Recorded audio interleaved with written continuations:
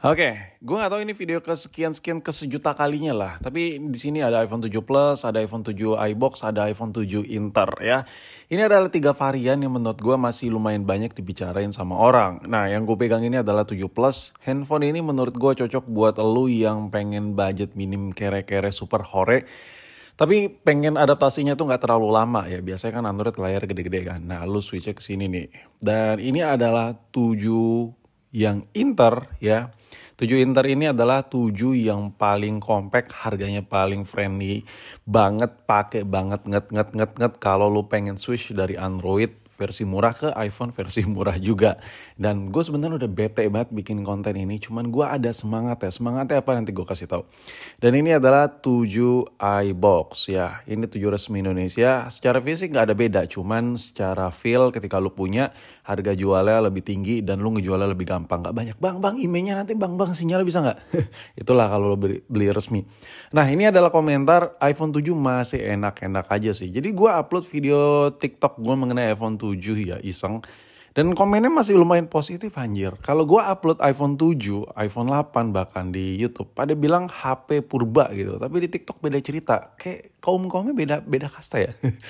Cuk, yang masih pakai IP7 gitu. Kayak banyak banget yang komen di TikTok gua. Gak banyak sih. Ya pokoknya random gitu, rata-rata bilang masih ya positif lah penilaian mereka terhadap iPhone 7.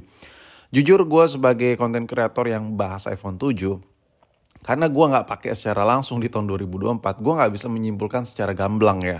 Jadi ya makanya gue kalau buat video iPhone 7 malu-malu kucing gitu ngungkapinnya. Kayak gimana gitu, karena gue aja gak pakai.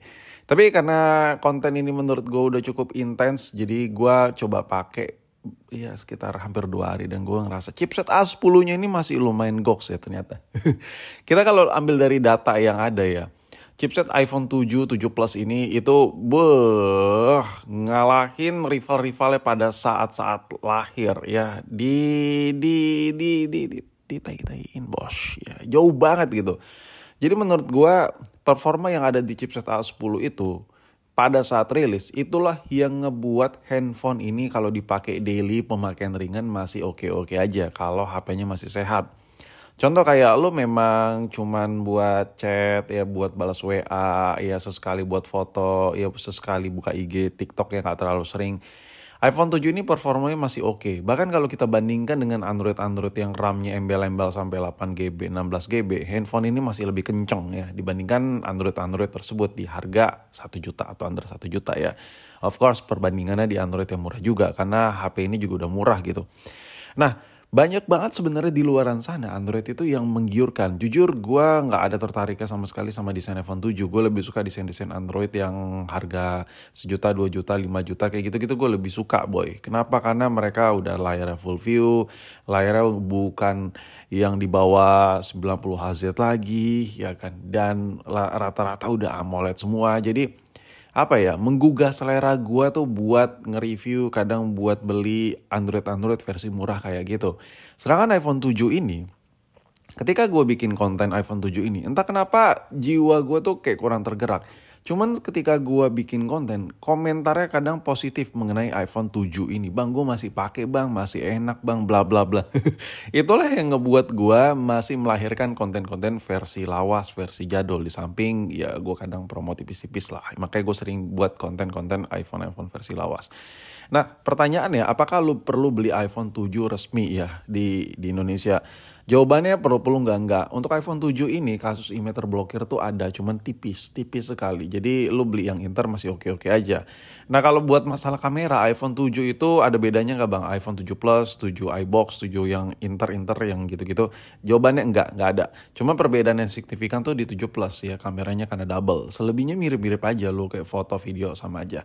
Nah, kalau dibandingkan dengan Android, iPhone 7 ini masih lumayan killer ya. Killer dalam artian enggak sekilar itu juga, tapi masih lumayan killer lah.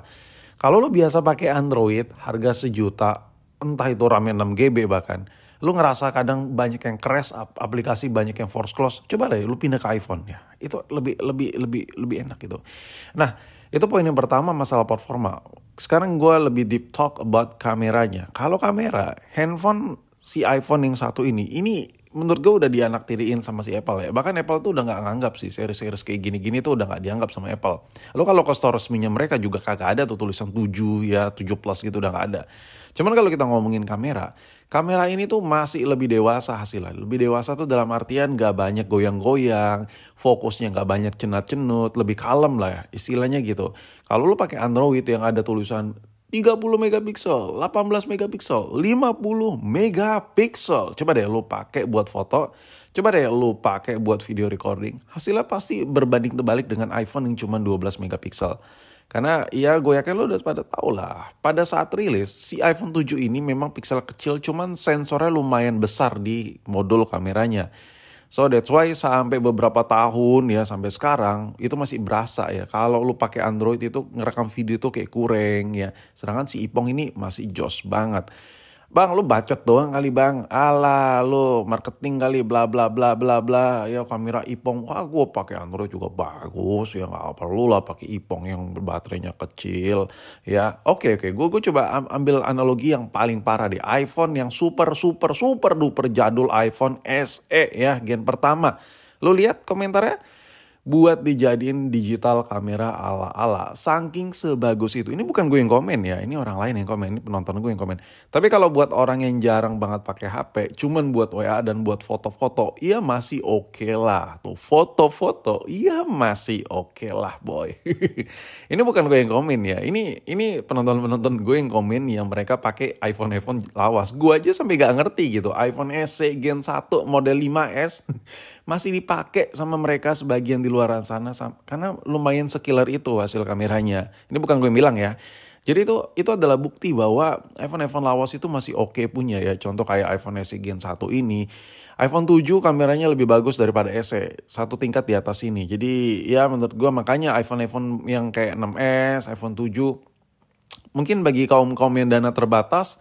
Ini masih adalah sebuah batu loncatan yang menurut gua itu masih bisa kepake lah buat lo yang mungkin bikin video atau nyari duit dari video. Ya dengan keterbatasan dana, iPhone ini masih bisa masuk lah ke kantong lo. Cuman agak sedikit ribetnya baterainya boros dan lo kalau buat foto-foto memang capacity low light-nya kurang. Karena memang pada zamannya nggak ada kayak gitu-gitu, mode malam nggak ada. Jadi lo harus sadar diri juga. Dan buat lu yang bilang handphone ini panas, iya memang panas gitu. Kalau lu memakainya intens gitu. Kalau mesinnya masih sehat, lu pakai cuman buat scrolling tipis-tipis atau balas WA, handphone ini masih overkill, masih nyaman.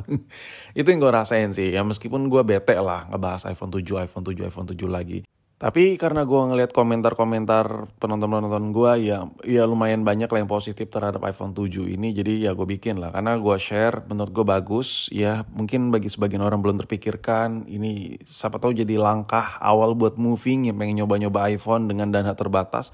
Menurut gue masih sokin lah.